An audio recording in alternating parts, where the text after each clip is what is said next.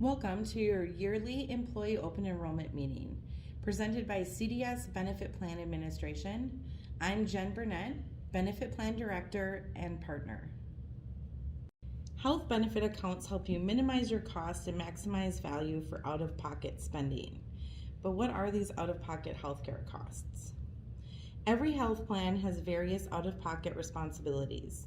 The degree of coverage varies by different plan options. What your health plan will cover is preventative wellness visits, immunizations, co-insurance, and post-deductible expenses.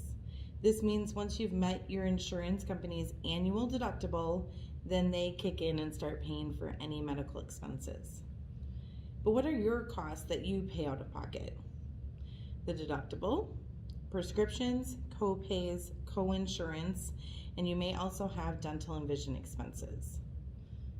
How do these health benefit accounts work? I always say if you had the opportunity to save 30% when you walked into Menards or Target, you would definitely do that.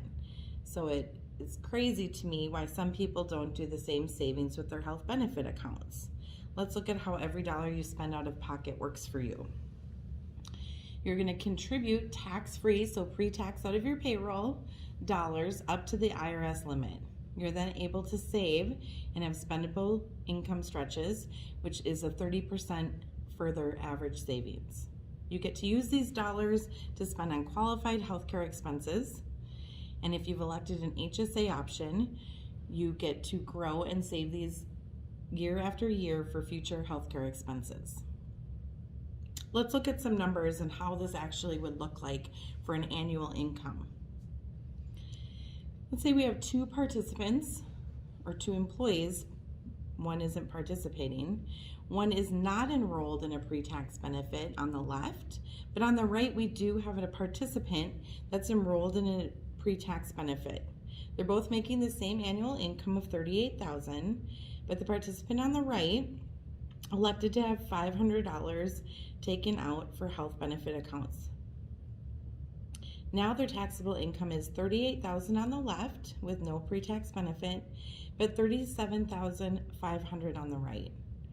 The taxes we're estimating are 24.65%, and you can already see that the employee on the left is paying more in taxes than the employee on the right who took advantage of this pre-tax benefit. The employee on the left still ended up with medical expenses that year, but he had to pay $500 out of pocket for these. Now the take-home annual income for the employee on the left is $28,133, where the participant on the right had $28,256, showing that he had a take-home increase by $123 just by opting for this pre-tax benefit. Flexible spending account, or FSA, is your first employer option I wanted to talk about. So a healthcare flexible spending account. It allows you to set aside these pre-tax dollars we were talking about for eligible medical, dental, and vision expenses. You elect an annual contribution limit. You can find your limits on your enrollment form. And then that's deducted from your payroll on a pre-tax basis over how many pay periods you have, whether that's biweekly or semi-monthly. The benefits of enrolling in an FSA. Like we keep saying, it's contributed tax-free and it remains tax-free even when you spend it on, as long as you spend it on eligible expenses. On average, you're gonna save 30%, and the full election is available on the first day of the plan year. I think that's one of the biggest benefits of the FSA, or flexible spending account, is if you elect $27.50 on January 1st, $27.50 is available to you on January 1st. So that's a great perk. Typically, any unused funds have a rollover or grace period, which gives you into the next year to turn in, at minimum, your claims for reimbursement. And a couple of examples of eligible expenses include co-pays, deductibles, co-insurance, doctor office visit, hospital charges, prescriptions, dental, vision, OTC, medical supplies, and much more. You will find a list provided to you in your packet. One other thing to note about FSAs, it's for you, a spouse, and any dependent 26 or under. Another option your employer is giving you guys is a dependent care flexible spending account. Again, this is allowing you to set aside pre-taxed dollars for dependent care expenses. This includes daycare as well as preschool and some camps. Benefits of enrolling. It helps you set aside money for qualified dependent care. So anyone that does daycare knows that you're paying for that. It's not a what if like sometimes medical costs are. So it really, to me, is a no-brainer. If you could save, which we keep saying, 30% pre-tax on your daycare expenses, why wouldn't you? So what are these eligible expenses? Before and after school care, I know a lot of parents deal with that. For any children 12 and younger, custodial care for dependent adults, daycare, preschool, nanny services, and like I mentioned earlier, some types of summer camps.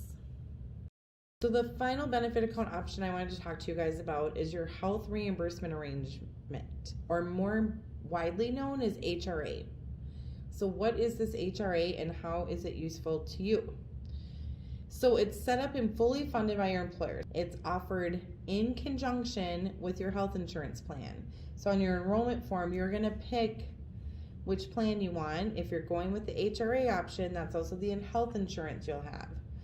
So then this HRA is going to be used to help offset out-of-pocket financial responsibilities.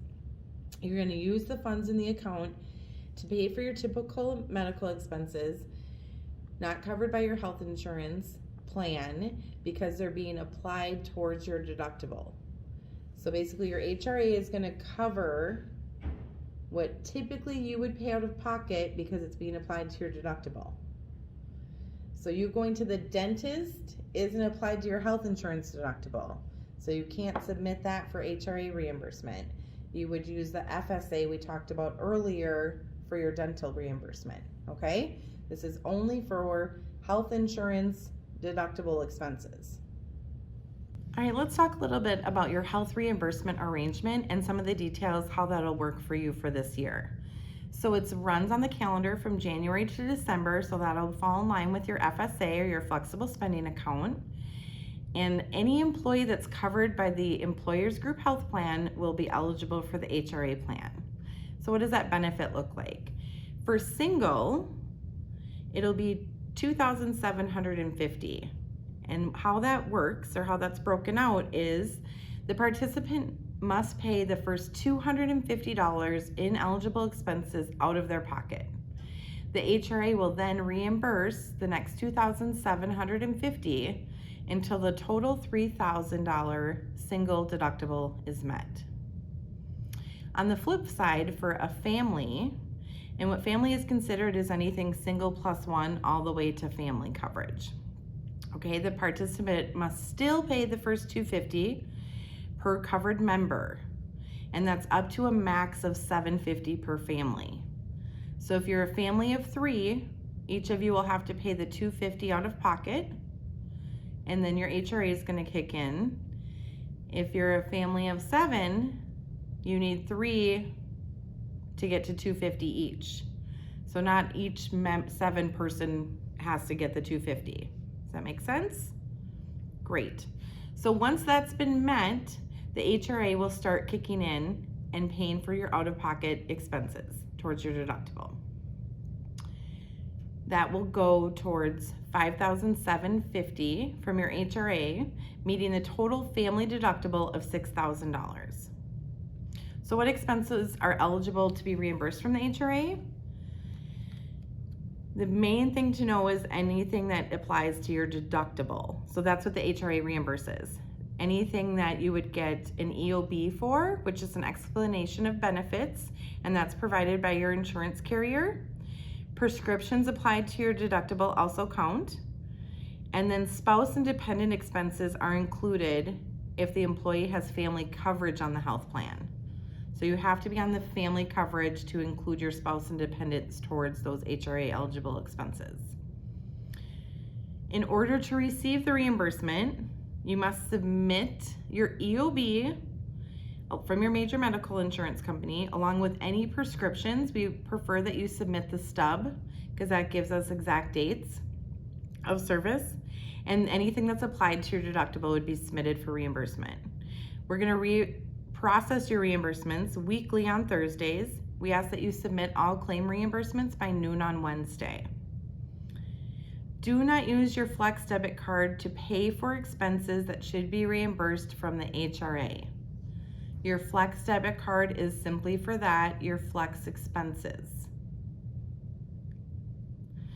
Expenses not reimbursed by the HRA may be reimbursed from your FSA account or flexible spending account or with your Flex debit card. The services must be provided during the calendar plan year. You cannot submit something from this current plan year into the upcoming plan year. The deadline for submitting claims is 135 days after the plan year end. 135 days. That gives you like 5.5 months. we'd have to look at the exact date. But you have a good chunk of time, right? 135 days to wait for that EOB, to get the prescription stub, and submit all of that so you can get your full dollars that you are earned from your HRA. Terminated employees have 135 days from their date of termination to submit all claims. So if you terminated in April, you don't get 135 days past December, you get 135 days past your date of termination to submit for reimbursement. Again, if you have any questions about this, you can contact your administrator as you're trying to go through the process. Let's talk about what's included in your enrollment packet. We have got your plan enrollment form. So that's gonna have both your HRA coverage and then either your FSA or daycare. We've also attached a Flex Fact info sheet to kind of let you know about medical mileage, prescriptions, OTCs, just all of the ins and outs, what you can actually use your FSA for. So anything that's not applied to your deductible, what else can you be using it for? We'll give you an eligible medical expense list to give you a good breakdown of all of those OTCs, deductibles, chiropractor, dental, vision, any other expenses that you might have. We've also included reimbursement forms. This is great so you can give us all of your information and then attach, say, your EOBs or prescription stubs along for submission. There's also a form or a sheet in here to give you information on our online portal or our mobile app quick start guide. These are game changers for you as far as time and efficiency. If you can get the portal set up, you can upload any of your documents. If you get the mobile app going, it's as easy as taking a picture of your EOB when it comes in the mail and submitting it into your account. We've also included a summary benefit coverage information sheet, which is also called an SBC. And this again just gives you all of the ins and outs of the plan. Deductible, what you must pay out of pocket, and what's covered by the HRA.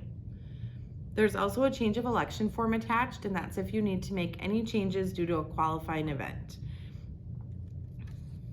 All right, your enrollment form, which should be the top page of your packet. This is the one piece that we need returned to your employer. So your employer will give you a date to return that by, and this is the one piece that we need from our packet. The rest you should keep as reference and to utilize for reimbursements in the future. So your top section is just your basic employee information. We need to know who you are, who your dependents are, and how we can get a hold of you. Our second section is about your health insurance and your HRA. So you need to let us know if you elected single plus one, family, or you're declining the group health. Depending on how that is answered, we'll then continue on to the HRA.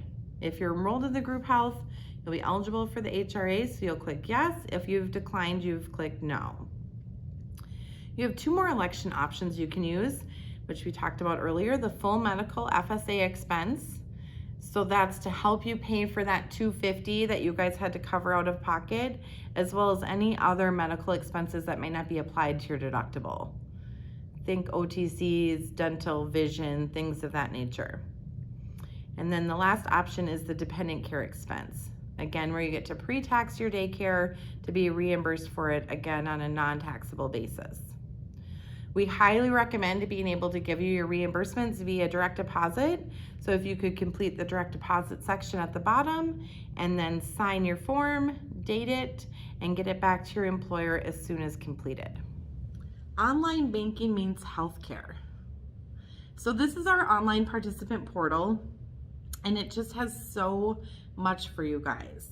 Like I said, there is a form in your packet that's going to tell you how to get signed up and get set up and how to use it.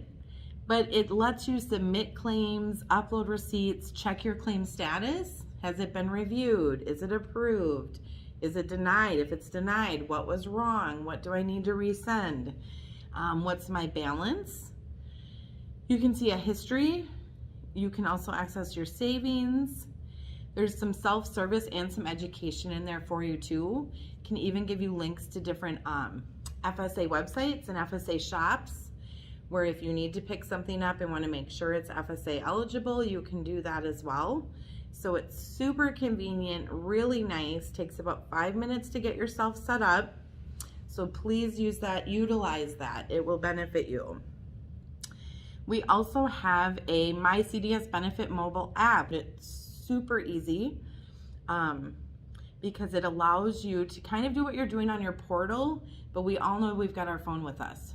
So you're at the dentist, you're picking up your prescription, you snap a pic in your app and you can get it all submitted. So please utilize that form as well and get your app set up. That's how we kind of all do everything nowadays, and it is going to make this process so much easier for you. Here's a quick look at our benefit plan administration team. So there are 7 of us here. Your employer has 1 benefit person, which is in your packet, but any of us are more than willing to help you with benefit account questions, claim reimbursements, approvals, denials, any questions you might have for either enrollment or throughout the year when you're trying to use your benefit account. Thank you for being a part of our presentation today, presented by CDS Benefit Plan Administration. If you have any questions during the open enrollment process, please reach out to your administrator. We are here for your benefit.